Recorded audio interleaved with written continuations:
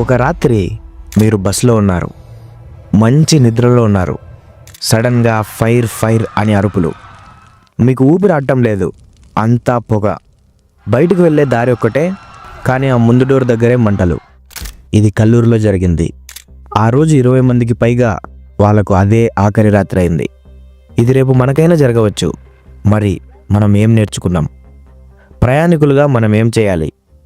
Rule number 1, మీరు bus ఎక్కగానే మీ సీట్లో కూర్చొని హెడ్సెట్ పెట్టుకోవద్దు.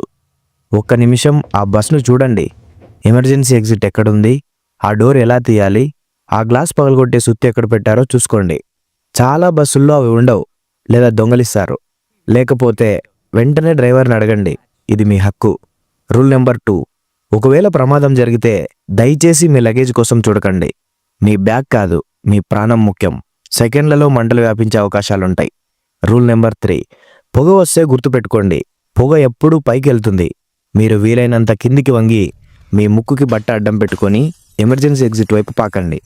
నిలబడితే ఆ విషవాయువు పీల్చి అక్కడే చనిపోయే అవకాశం ఉంటుంది. ఇప్పుడు బస్ ఓనర్స్ మీకోసం, డబ్బు సంపాదించడం తప్పు కాదు, కానీ ప్రాణాలతో ఆడుకోవడం తప్పు. ఫస్ట్ పాయింట్, ప్రతి బస్కి 2 డోర్లు ఉండాలి. ఇది ఆర్టీఓ రూల్. ఒకటి ముందు, ఒకటి వెనుక లేదా మధ్యలో. మరి మీరెందుకు 2 డోర్స్ పెట్టడం లేదు? ఎందుకంటే ఆ 2వ డోర్ తీసేసి అక్కడ 2 సీట్లు ఎక్కువ వేసి డబ్బు సంపాదించడానికి.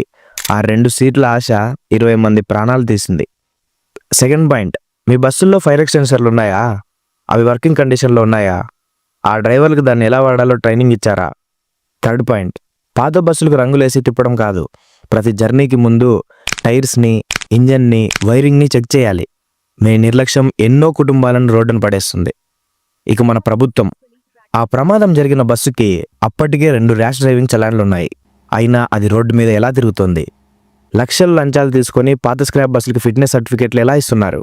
మీ సంతకం ఎంతో మంది మరణశాసనం రాస్తోంది.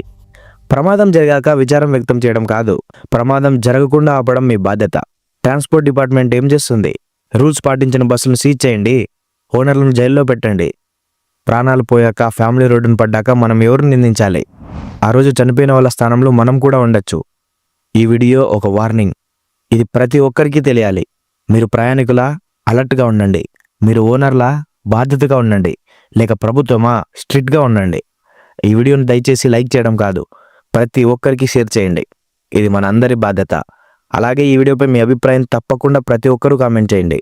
ఇలాంటి అవేర్నెస్ వీడియోస్ కోసం మన వినయ్ టీవీ యూట్యూబ్ ఛానల్ని తప్పకుండా సబ్స్క్రైబ్ చేయండి.